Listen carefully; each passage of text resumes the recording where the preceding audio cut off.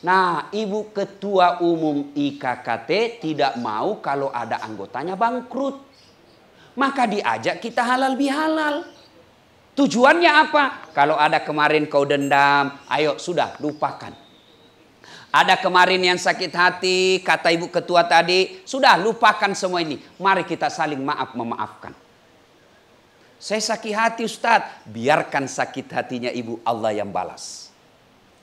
Saya dendam Ustadz, biarkan dendam Ibu, Allah yang balas. Kalau Ibu yang balas, besok-besok yang tadinya suaminya bos, tiba-tiba karena pendidikan, prestasi suami baik, naik dia menjadi bos. Kalau Ibu balas dendam, paling balas dendamnya hanya mutasi. Paling balas dendamnya hanya non-job. Tapi kalau Allah yang balas, na'udzubillah min dzalik. Kita tetap panglima suami kita, tetap bintang suami kita, tapi dikasih penyakit. Penyakit apa? Tidak bisa tenang ditinggal di rumah. Itu baru satu itu. Tidak bisa tenang tinggal di rumah. Karena ada orang penyakit begitu. Jengkel kalau lihat istrinya. Ada itu Bu. Kalau sama istri tetangga. Matur nuwun. Piye kabare Bu? Sama istrinya. Dongo ini. Itu sudah penyakit itu. Ada yang begitu. Maka kita minta kepada Allah. Mudah-mudahan Allah mengampuni dosa. Sehingga Allah tidak menghukum kita. Nah. Sekarang timbul pertanyaan, apa sih penyebab putusnya persaudaraan? Ternyata menurut Nabi paling banyak putus persaudaraan di karangan umatku perempuan, kata Nabi, al-istighalu bi'uyubil khalqi. Suka sekali cari jeleknya orang, dia lupa kejelekan dirinya sendiri. Ini bahasa di Makassar, Pak Gosip. Iya toh? Coba lihat kalau ibu-ibu kumpul. Ya, damai tapi gersang itu. Damai memang. Iya, tapi dalam hatinya mulai. Lewat satu dilihatinya. Dari mulai masuk sampai duduk dilihati dari kepala sampai dalam. Pas duduk mulai. Apa sih? Apaan? Penyakit kita itu putus persaudaraan, ghibah. Mana ada orang yang senang dicerita jeleknya? Ibu-ibu, senang enggak kalau dicerita kejelekan kita? Meskipun itu benar, kita pasti tidak senang. Maka yang paling potensial memutuskan persaudaraan, memutuskan tali silaturahim kita dalam sebuah organisasi, yaitu gosip. Contoh, zaman awal-awal Nabi dakwah, itu kan dimusuhi sama Abu Jahal, Abu Lahab, Abu Sofyan. Dimusuhi. Akhirnya kafir Quraisy ini rapat. Saudara-saudara sekalian, kita apain nih Muhammad? Makin dimusuhi, makin dihina, makin difitnah, makin diteror, makin banyak pengikutnya. Kita apain nih Muhammad? Ada yang usul dari rapat itu. Pak Ketua, ya bagaimana kalau kita sogok dia duit? Ndak mempan, ndak seperti samanya di Indonesia sebagian. Kasih duit, hilang dia punya perkara. Kalau begitu, sogok Pak kasih perempuan paling cantik. Muhammad tidak bakal mempan disogok perempuan. Kalau begitu, kita bunuh rame-rame. Baiklah kalau begitu. Gimana caranya? Ya, Muhammad kan punya keluarga juga. Nanti kalau kita bunuh, malah dia akan keberatan keluarganya. Terjadi peperangan. Lalu bagaimana? Ya sudah, kita keroyok. Semua suku yang ada di Makkah libatkan. Bani Hashim, ajak dia. Bani Adi, semua ajak semua suku yang ada di Mekah, kita keroyok supaya kalau ada yang keberatan, dia berhadapan sama seluruh warga Mekah. Setuju? Setuju. Tapi ini keputusan rapat tidak boleh bocor. Jangan ada yang bocorkan. Siapa yang bocorkan, maka dipancung kepalanya. Setuju? Setuju. Bubar rapat. Hasil rapat besok malam Muhammad dibunuh. Ternyata selesai rapat, ada bapak-bapak cerita ke istrinya. Bu, ada rahasia ini. Shh, jangan ngomong-ngomong. Ini rahasia. Kamu aja yang ku kasih tahu ini. Aman Pak, dijamin tidak bocor. Apa sih rahasianya? Besok Muhammad mau dibunuh, besok malam. Tapi rahasia ya, jangan ngomong. Siap Pak. Besok pagi istrinya ke pasar. Shh, rahasia. Jangan kau ngomong-ngomong. Hanya kau saya kasih tahu ini ya. Akhirnya, iya aman. Yang sudah diberitahu tadi, kembali ke rumahnya, dia cerita juga ke tetangganya. Rahasia ini, hanya kau yang saya kasih tahu. Akhirnya awalnya rahasia, bocor satu Mekah. Sebab apa? Ada suami yang membocorkan rahasia negara ke istrinya. Maka ini bahayanya kalau rahasia bocor ke istri. Kenapa? Karena pasti tidak mampu dia tahan. Ini penyakitnya perempuan. Maka ibu-ibu, saya salut sekali sambutannya Ibu Ketua tadi. Kita tidak mengintervensi dinas suami. Mudah-mudahan itu tidak terjadi. Karena kalau istri intervensi pekerjaan suami, maka di situ potensial memecahkan persaudaraan. Dan berapa banyak orang saya lihat dipermalukan di media massa, berhadapan dengan KPK, diperiksa oleh jaksa. Kenapa? Karena istrinya intervensi, masuk proyek, pengadaan barang, dan lain sebagainya. Akhirnya apa? Putus persaudaraan. Nauzubillah min dzalik. Maka yang sangat potensial memutuskan persaudaraan kita itu gosip. Tidak ada kan tukang gosip di sini? Tidak ada ya? Oh, saya aja sering digosip sama ibu-ibu. Kalau saya pergi ceramah, saya lewat itu Bu di kerumunan, ada juga ibu-ibu yang gosip saya. Itu juga bajunya yang di YouTube. Sampai baju saya pun dicelanya. Selesai dengar ceramah, ada yang malah sakit hati. Dia panggil itu ketua panitia. Siapa yang panggil itu Ustadz Das'ad tadi? Saya Bu. Lain kali jangan lagi kau panggil ya. Kenapa? Saya tidak senang ceramahnya. Masa 6 dia bahas saya terus dia kena. Itu ada yang begitu. Nauzubillah min dzalik. Nah, ibu bapak saudara-saudara sekalian, yang potensial memutuskan persaudaraan kita gibah. Cerita kejelekan orang. Ada kan biasa yang ngomong begini, Ustadz, apa yang saya sampaikan ini kan benar. Yang saya cerita ini memang seperti itu sifatnya. Justru benarnya namanya gibah. Kalau salah namanya fitnah. Biasakan kita satu komplek, tawaf dia Bu. Dia kelilingi asrama. Pertama dicerita sinetron.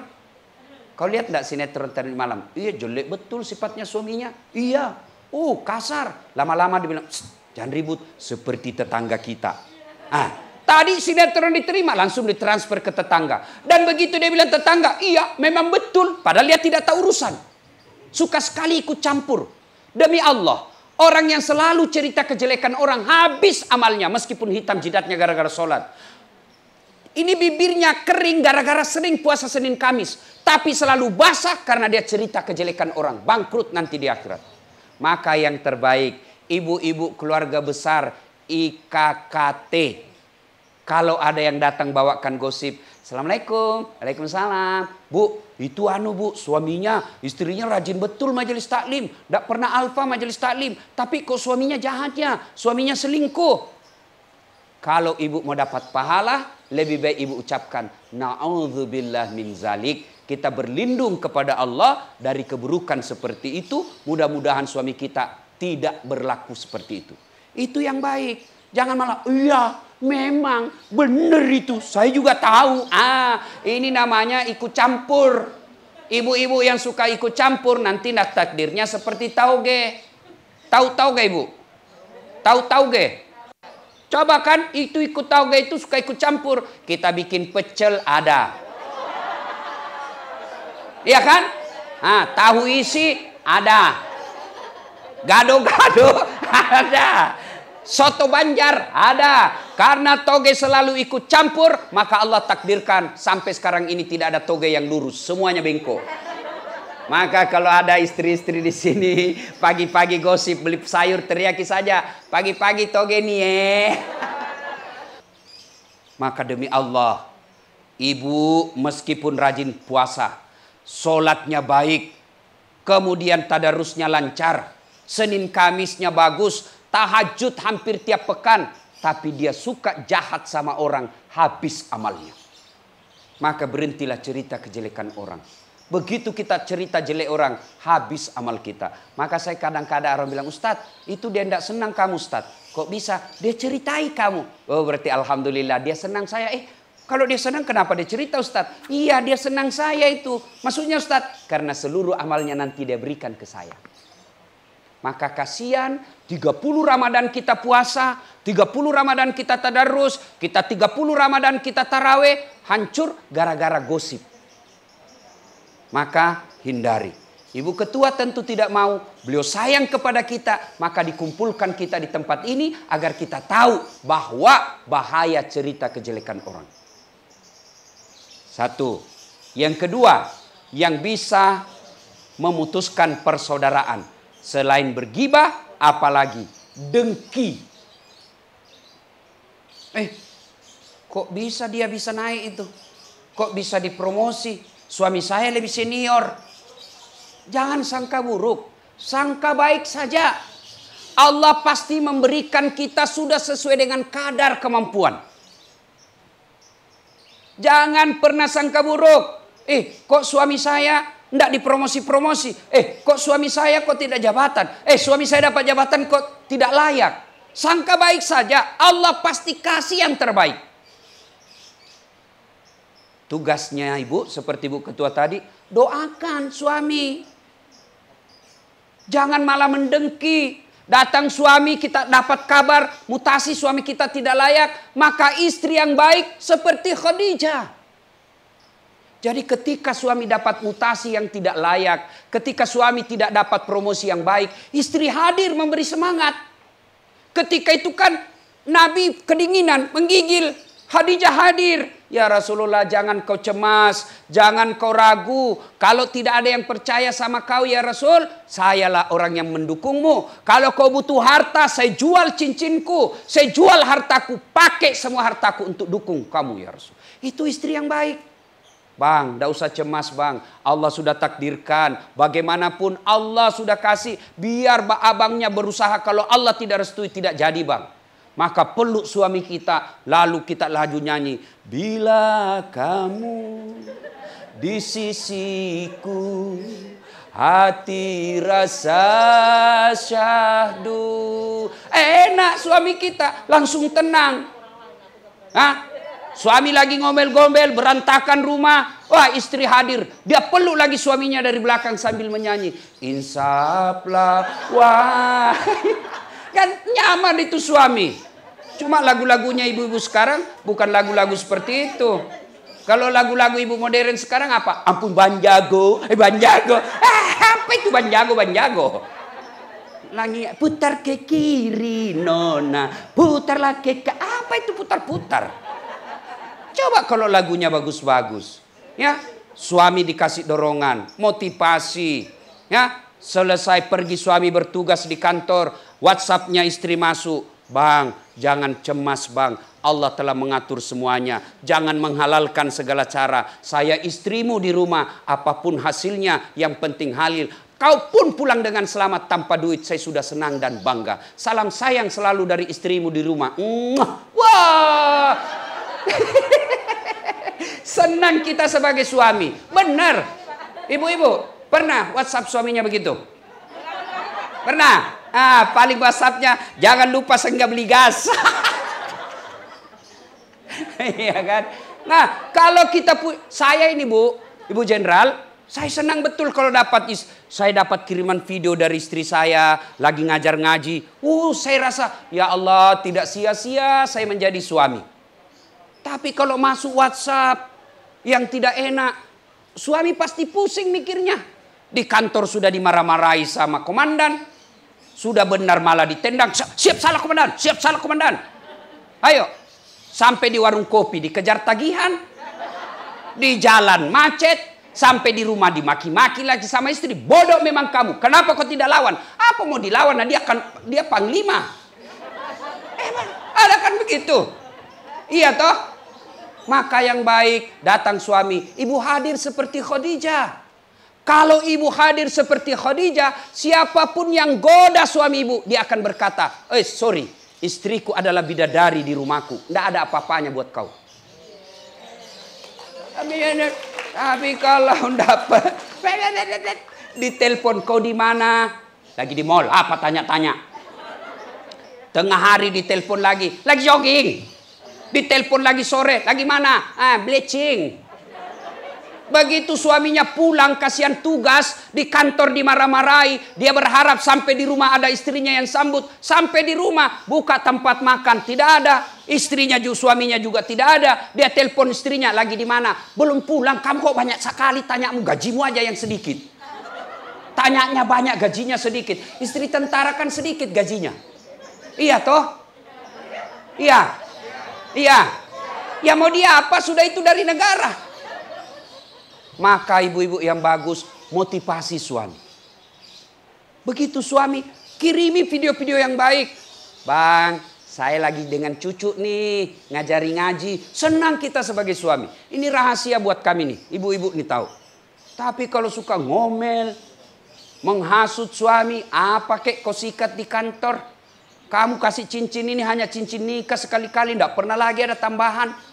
Maka suami akhirnya menghalalkan segala cara. Dan pada saat itu kalau ketangkap siapa yang malu? Semua kita. Maka istri yang baik tidak pernah bersakwa sangka kepada suami. Coba lihat itu Khadijah ibu. Ketika Nabi pulang terima wahyu. 3 hari 3 malam tidak ada kabar. Nabi naik ke Gua Hira. 3 hari 3 malam. Pulang Nabi kedinginan. Lalu Nabi berkata, istriku sayang, selimuti saya kedinginan. Bagaimana reaksi kira-kira kalau ibu? 3 hari 3 malam tidak ada kabar dari suami. Di telepon tidak dijawab. Di WhatsApp cuma dibaca tidak dibalas. Tiba-tiba pulang kedinginan minta diselimuti. Apa ibu lakukan? Apa langsung sami'na wa ata'na, saya dengar dan saya taati? Tidak. Bu, selimuti saya kedinginan. Apa dia bilang istrinya? Dari mana kau? Langsung diinterogasi. Mana HP-mu? Maka istri yang baik, ayo seperti sifat Khadijah. Nah, ibu bapak, saudara-saudara sekalian, ini makna halal bihalal. Ya, gimana kita mau baik sama tetangga kalau dalam rumah tangga kita tidak baik? Dan bermula dari menjadi istri yang soleha. Saya mau bahas bagaimana kewajiban suami, tapi kan tidak ada suami di sini. Maka insya Allah lain waktu. Suami. Nah, ibu bapak, saudara-saudara sekalian, ini tujuannya kita dengar kajian-kajian seperti itu. Mudah-mudahan bisa membuat kita semakin akrab. Kemudian yang keempat, yang bisa memutuskan tali persaudaraan, kesombongan. Apa yang membuat orang sombong? Kata Nabi ada 4. 1, tambah jabatan. Apa yang kita mau sombongkan dengan jabatan? Saya lihat tadi ada 2. Ini ada masih ibu nih. Ibu Widodo AS. Beliau di zamannya pasti berpengaruh. Dan ibu ketua waktu itu masih hormat-hormat juga kan? Sampai sekarang, ya kan? Nah, yang namanya kehidupan seperti roda. Kadang kita di atas, kadang di bawah. Makanya ketika di atas, jadilah pengayom. Dan ketika di bawah, jangan berkecil hati. Tapi harus tahu diri. Jabatan, ini kita di tentara, bintang 1, bintang 2, bintang 3, bintang 4, ada batasnya. Apa batasnya? Pensiun. Biar kita saudara dengan presiden, pasti pensiun. Kalau sudah pensiun, mau keluar dari rumah, masih pakai bintang 4, pegang tongkat, padahal sudah pensiun. Satu komplek bilang, sudah gila itu, kasihan bapak. Ya kan? Apa yang kita mau sombongkan? Ibu panglima aja tidak boleh sombong, apalagi kamu istri prajurit. Baik-baiklah. Maka ketika kita mempunyai jabatan, jadilah pengayom. Ketika ibu punya posisi, lindungi karyawan ibu. Lindungi orang-orang di bawah ibu. Maka begitu ibu pensiun, tetap dicintai oleh bawahannya. Pasti. Tidak akan berhenti orang datang ke rumah ibu. Dia akan berkata kepada anaknya, nak, besok kalau kau dapat, baik-baik kau sama keluarga itu. Itu bapak baik sekali dengan istri. Tapi kalau kita tidak bisa menjadi pengayom, maka dia akan dendam dan begitu akan berpengaruh kepada anak kita. Begitu orang yang pernah kita sakiti dapat posisi, dia akan berkata, datang anak kita bawa. Sudahlah, tidak bagus itu sifatnya itu. Anak jadi korban. Yang kedua, penyebab datangnya sombong kata Nabi, bertambahnya harta. Harta hanya titipan. Saya kira Ibu Dewi Makes di sini orang kaya. Tapi kekayaannya tidak dinikmati sendiri. Tapi beliau datang untuk memberi santunan kepada keluarga besar IKKT.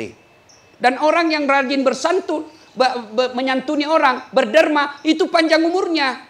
Kok bisa panjang umurnya Ustadz? Apakah panjang umur itu lebih 100 tahun? Apakah panjang umur 150 tahun? Tidak. Panjang umur itu artinya Bu, meskipun dia sudah dikubur tapi orang masih mengenangnya.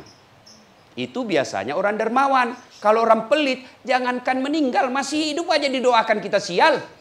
Lewat mobil, mudah-mudahan tabrakan, pelit betul. Ya Bu ya. Ustadz, saya mau berderma, tapi kan saya tidak ada duit Ustadz. Maka berdermalah dengan akhlak. Kalau ibu belum punya duit memberi tetangga, sayurlah kita derma kepada tetangga. Sayur pun tidak bisa, jangan ganggu rumah tangga orang. Tidak bisa kita kasih uang, kasih akhlak. Ketemu, Assalamualaikum, gimana kabar Bu? Saya doakan sehat walafiat. Itu sudah hadiah. Ibu bapak saudara-saudara sekalian, makna terpenting dari halal bihalal ini adalah persaudaraan. Hilangkan sakwa sangka, hilangkan dengki, hilangkan kesombongan, maka insya Allah talin persaudaraan. Wa'tasimu bihablillahi jami'an wa la tafarraqu. Berpegang teguhlah engkau kepada tali persaudaraan agama Allah dan janganlah engkau bercerai-berai. Sudah ini ibu bermaaf-maafan. Cuma kalau minta maaf tidak sekedar maaf lahir batin, taqabbalallahu minna wa minkum, tidak cukup begitu. Kalau kita tidak punya rasa dosa khusus, cukup seperti itu. Tapi kalau ibu punya dosa yang pernah memang ibu lakukan dan menyakiti, maka ibu tidak cukup minanul aidin wal faizin, maaf lahir batin. Harus sebut apa judulnya dosanya ibu. Bu, maafkan saya. Kenapa? Saya pernah dulu maki-maki ibu kan. Waktu itu karena disuruh tidak selesai. Ya maafkan saya hilaf waktu itu. Baru boleh. Kalau berkaitan dengan barang, tidak cukup sampai di situ. Tambah lagi syarat berikutnya, barang kembalikan. Ibu ketua, maafkan saya. Pernah dulu ada hilang komputer di organisasi. Itu saya yang ngambil Bu, saya hilaf. Anak saya lagi ngusun skripsi, tidak ada laptop di rumah Bu. Maafkan saya Bu, saya hilaf. Kata ibu ketua, ya saya maafkan kau Bu, tapi kasih kembali dulu itu laptop. Selama laptop masih dimiliki, selama itu dosa tidak diampuni. Maka yang pernah mengambil barang-barang inventaris TNI, kasih kembali besok. Selama ibu tidak kembalikan, selama itu dosanya tidak akan dimaafkan. Maka kembalikan. Kalau di dunia ibu, tanggungnya paling di sidang di mahkamah militer. Tapi kalau akhirat, na'udzubillah min dzalik. Ibu dimutasi ke Papua masih ada pilihan, pensiun dini.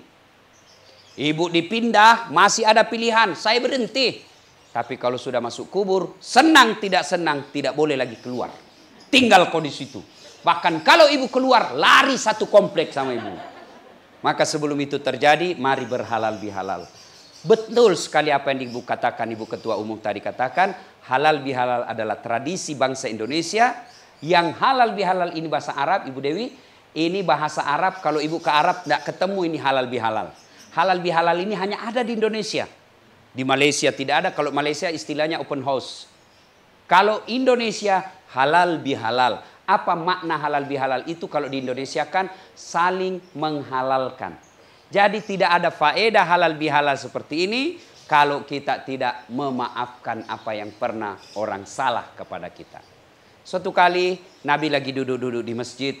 Lalu Nabi bersabda, sebentar lagi akan muncul penghuni surga. Seluruh orang melihat. Oh, barangkali yang dibayangkan Umar, Abu Bakar, Utsman. Ternyata orang biasa. Lalu anaknya Umar, Abdullah bin Umar penasaran. Kenapa orang ini dijamin masuk surga? Datanglah Abdullah bin Umar, dia intip di rumahnya, nginap. Malam pertama Abdullah bin Umar sholat tahajud, ini orang cuma tidur. Malam kedua begitu, malam ketiga begitu. Akhirnya Abdullah bin Umar terus terang. Saudaraku, saya mau tanya kamu, amal apa yang kamu lakukan? Kebiasaan apa yang kamu lakukan? Sehingga Nabi menjaminmu pasti masuk surga. Kata ini orang, tidak ada. Oh iya. Lalu Abdullah bin Umar pulang. Begitu mau keluar pintu dipanggil. Abdullah bin Umar, tahan sini dulu. Kenapa? Ada yang saya lupa. Apa? Salah satu kebiasaan saya sebelum saya tidur. Saya berdoa kepada Allah. Ya Allah, ampuni dosa orang yang sakitiku hari ini. Ampuni tetanggaku yang menghinaku hari ini. Ampuni sekeluarga-keluargaku, kenalanku yang menyakitiku hari ini. Karena aku telah memaafkan mereka sebelum aku tidur. Lalu Abdullah bin Umar, Allahu Akbar, itu yang menyebabkan engkau pasti masuk surga. Maka ibu jadi pemaaf. Innallaha yuhibbul mukhlisin. Sesungguhnya Allah mencintai orang-orang yang memaafkan, bukan cuma memaafkan, tapi dia balas dengan kebaikan. Semoga Allah Subhanahu wa taala merahmati kita semua, melindungi suami-suami kita dalam dinas, dan menjadikan pekerjaan suami kita sebagai amal jariah, mendekatkan diri kepada Allah Subhanahu wa taala. Sebelum kita akhiri, mari kita kirimkan suratul Fatihah kepada Rasulullah Muhammad sallallahu alaihi wasallam. Khasiat dan keutamaannya kita ikhlaskan kepada saudara-saudara kita prajurit TNI yang wafat dalam kapal musibah tenggelamnya kapal Nanggala. Mari kita kirimkan Fatihah. Al-Fatihah. Auzubillahi minasyaitonir rajim. Bismillahirrahmanirrahim.